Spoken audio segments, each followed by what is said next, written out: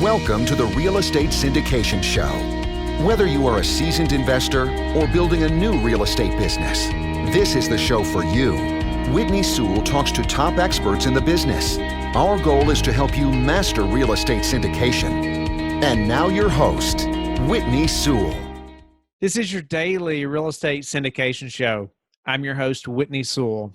Today our guest is Mark Willis. Thanks for being on the show, Mark. My pleasure. Glad to be on. And Mark is a certified financial planner, a #1 best-selling author, and the owner of Lake Growth Financial Services, a financial firm in Chicago. Also co-hosts the Not Your Average Financial podcast, where he shares some of his strategies for investing in real estate, saving and paying for college without going broke. That's a good one right there. And creating an income in retirement you can't outlive. Considers it his mission to help others think differently about banks and works with people who want to grow their wealth in ways that are safe and predictable. So, Mark, thank you again for your time. Give the listeners a little more about who you are, and let's dive in. Sure. Yeah. It was in the midst of the Great Depression that my wife and I graduated from our college degrees with 6 figures of student loan debt, no job, no plan to pay the debt. And all of a sudden, we kind of woke up to the fact that we had to sort of take control of this monster that had become a monthly burden on our backs. And as I look back over that season, it was sort of a cold bath that I'm thankful for today, but boy, it was scary then. And we found a way over time to dig ourselves not only out of the hole, but actually build real wealth as we paid off our debt at the same time. It got me so interested in finance that we opened up our financial firm here, and it's been our intention to help find sane ways of living that couples with the power of building businesses, entrepreneurialism, and real estate that my clients seem to be totally loving, and it's been a joy ever since. So glad to be on your show. Nice. So, I'd love to hear about, how you're advising people while investing in real estate. It seems like, a lot of people that are new to investing in real estate, maybe they've invested in mutual funds, stock market, all that. And we grew up being comfortable with that, thinking that was like the only way. Right. Big time. Yeah. Anything outside of that's just too risky, or like that real estate thing over there that you're doing, Whitney. I've had somebody say this to me that seems like something that would be kind of like a secondary thing or something over there after we get this going over here, I'd love to hear your opinion. It's so interesting. Well, so as a certified financial planner, I'm supposed to toe the party line and tell you to put all your money in the stock market and, to have a nice balanced portfolio. The truth and the honest truth is, for the last 30 years, according to third-party research, this is according to the Dalbar Quantitative Analysis for Investor Behavior Study, over the last 30 years, real investors who were 100% in on the stock portfolio, so 0% to bonds, okay, made only 3.6% over 30 years. And that's the safe place to put our money, right? So is it really worth the roller coasters that we've had over the last 30 years in the market to keep, drumming up our 401ks, our IRAs, our brokerage accounts, our day trading? People have got no business putting money in places that they have no, guarantee is going to be there when they go to look for it. The average 401k balance for someone within 10 years of retirement is less than 1 times their salary. It's tremendously scary, but it's a reminder that we didn't always used to do this. The 401k wasn't created on the 6th day of creation, right? So we have this feeling that it's what everyone does, so it must be the right way. Well, I've seen a pack of lemmings thinking the same thing. And honestly, there is another way. And your audience is smart enough, I think. They've kind of taken the red pill to realize there are other ways to build real and lasting wealth that doesn't have anything to do with a roller coaster. So how did we get there? Just briefly, I think it's a combination of things. When you leave your parents' house, you're kind of used to that lifestyle. You're used to and they're maybe 45, 55 years old when you leave their household, but you're used to the lifestyle that they were able to afford at age 45 to 55, right? And yet we're 21 years old leaving our parents' houses or whatever, and trying to keep that equivalent lifestyle. We take on debt. We keep up with the Joneses. We can't save as much. According to the Department of Commerce Bureau, U.S. Commerce Bureau, as of 1940, we saved 30% of our income, Whitney. But in 2015, when I looked at the data last, it was more like 5%. And that's not changed much since then. 5% of our savings for everything. So what little we have left to save, that 5%, has to go in riskier assets, i.e. IRAs, 401ks, day trading, mutual funds, etc. And it's just a world gone mad, which is why I think sometimes real estate looks like a place of shelter or sanity or something that's real and tangible rather than fake money and paper profits. Wow. No, I like that. And I, I just feel like, I was taught, being young, you're taught, okay, save your money, then it's invest in the stock market or invest in mutual funds. Real estate was just never, was never exposed to being able to, like, that was even an option, even a thing. Sure. And I just wonder, like, as your clients come in, how do you help them to really open up their mind to the possibility of real estate, or can you? Well, the best way to do it is, you can maybe lead a horse to water, as they say, but you can't make it drink. But I'm convinced, Whitney, that you can salt the feed. And one way to do that, one way to salt that feed to make them thirsty for that water, is to ask good questions. And one of the best questions I've come across in conversations with clients is, hey, Mr. Client, Mrs. Client, what do you want your money to do for you? Seems like an obvious question, but how often do you really sit down and ask those questions?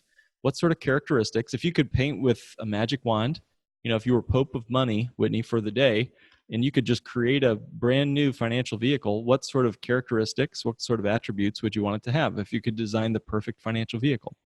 And folks will oftentimes say, hey, I'd want a good, decent rate of return. I'd want easy access to the cash. I wouldn't want to get it locked up for decades or years. I'd want some sort of guarantee that it was going to be there, and some sort of predictable protection if I was sued. What's the quote, the statistic that 90% of real estate investors and business owners will be sued over the next 20 years? That's a crazy statistic, but you might or might not have any more statistics there. It's not uncommon that your money is going to get attached to by creditors and lawsuit predators too. So what are some other things? Maybe tax-free in retirement, just different things that you'd want your money to do for you. Does that spur any ideas or additional comments? No, I like that question, and just really kind of putting it on them a little bit, saying, hello, Mr. Client, like you said, what do you want your money to do for you? And then you can lay out some options. And I think when you can explain, okay, over here in the mutual fund, this is what's going to happen, or over here in this real estate investment, this is what's happening. Sure. It's going to be pretty obvious. Yeah. And we've got here at our offices, we have this money matrix that kind of shows literally there's over 450 financial vehicles out there. Just as you go through your studies, with the CFP, they kind of force you to learn about all of them. And, we built a pretty nice spreadsheet matrix, whatever, to kind of show with about 30 different questions. Here's the check marks on all of those different financial strategies and vehicles. And then it gets even more crazy, Whitney, because you can combine them together, right? Like an IRA and real estate go together with a self-directed IRA. So now we've got literally millions of ways to put your money to work. But most of us, it's sort of like when you walk into a movie 45 minutes late and you have no clue who the characters are, what the plot is, Most of us show up to our adulthood with very little, if any, awareness of what we're supposed to be doing. And maybe we heard on a radio ad to go put our money in a mutual fund and get 12% a year, right? That was just supposed to happen like falling off a log. It might be important enough to take a few moments to ask those questions. What do you truly want your money to do for you? It's going to change just about everything else about your overall financial life. Of course, real estate is a very important component and it does check a lot of the boxes we just talked about. And I believe that if you put things together, different financial vehicles together, it's like nitro and glycerin.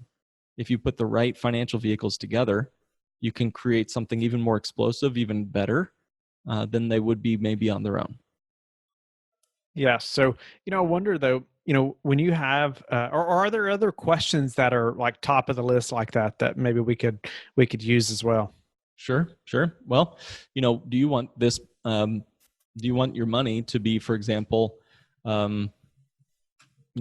taxed on the seed or taxed on the harvest? A lot of folks think that they're getting a great deal when they put their money into a 401k, which is taxed on the harvest, right? And I'll ask our clients, I'll say, do you believe that taxes will be lower today or in the future? I don't care about what you think about politics or who the president is. Just, yes or no, will taxes be lower or higher in the future? And the next question I usually ask is, do you want to pay those taxes? And if you're successful in your efforts to grow your nest egg, don't you think you might pay more taxes in the future than you might today, even if tax rates don't go up? Which most people, I don't know if I've ever met anybody, Whitney, who thinks taxes will be lower in the future than they are right now. Taxes are on sale right now. So do you want to pay taxes today or defer them until the future when taxes will be higher? So that's another question I like to ask folks, and it gets people thinking, because again, a 401k is taxed in the future. And, I don't know what the future holds, but I do know that we aren't going back to the days when taxes are as low as they are today anytime soon. So, from your expertise in being a financial advisor, what kind of percentages, of investing do you like to see people investing, say, in mutual funds versus real estate? Well, a lot of your listeners are already dipping the toe in or diving in head first into syndication deals, real estate in general, and either they're doing it passively or actively, I understand. So, let's just assume for a minute that a lot of you guys listening like the control and predictability and tangibility of real estate. I mean, that's a really cool asset class. And I think it's poo-pooed mostly by financial experts in the mainstream financial media. I think it has an important place. I mean, it goes clear back to the pyramids. So something about real estate seems to work, right, for the wealthy. And so that should make other people pay attention. If you want to grow wealthy, do what wealthy people do. And, I'd say, as far as allocations go, there's kind of two ways to look at it. Diversification is kind of the idea of taking a big fistful of pebbles and throwing it at a glass window, let's say. It's going to spread around that window, and hopefully one of them breaks through. If we're trying to break through to financial freedom, we take that fistful of pebbles, throw them all up that window, and maybe one of them makes that crack through. The other way to think about it is, okay, I'm going to take the same weight of pebbles as one giant rock, solid, focused energy. Throw it right at that window and watch it shatter. Sometimes focus and obsession over a few asset classes that are really well designed to work together do better than a basket full of mutual funds, for example, in 12 different sectors across multiple indices.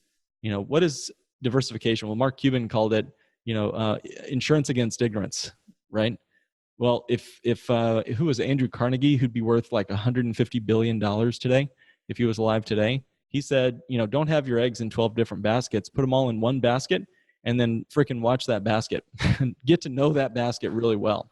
So he didn't seem to like diversification as much as focus. And sometimes if you have a real financial plan that you understand and that you can control, you feel more confident to take necessary risks and avoid what we call the unnecessary risks, which I believe too many people make in their portfolios today. Wow. No, I like that. I like the focus part too.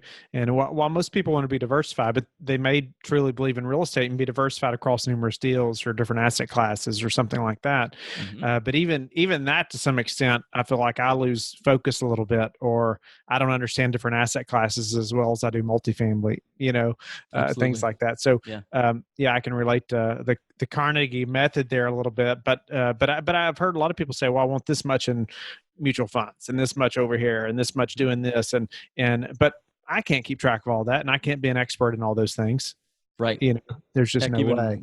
Even Warren Buffett, he doesn't have 300 different stocks. He's got a couple that maybe a dozen, 2 dozen that he knows and he pours real effort into. Sometimes I compare it to like a blue heron or a rattlesnake. They'll be sitting still for a year, maybe. Warren Buffett might not make a deal for a year. That's rattlesnake might sit so still for an hour, 2 hours might go by until, something really juicy and delicious looks like it's coming across its path. And all of a sudden in 1 second, he's got dinner, so it's just a matter of learning to be patient and focus. And it's a personality thing, Whitney, to be honest with you. Some of our clients need that spread out across, multiple different asset classes and diversified across, good growth stocks, dividend paying stocks, value investment strategies. But, for a lot of our real estate investor clients and friends, they have figured out that all you need are two sides to a really good barbell. You need safety, predictability, and liquid access to money on one side, and then, important, necessary, and understandable risks on the other side. And if you put those two together, maybe it's 90% cash, 10%, speculation, if that's all you need, right? 90% in something that's guaranteed, predictable, accessible cash, without taxes due.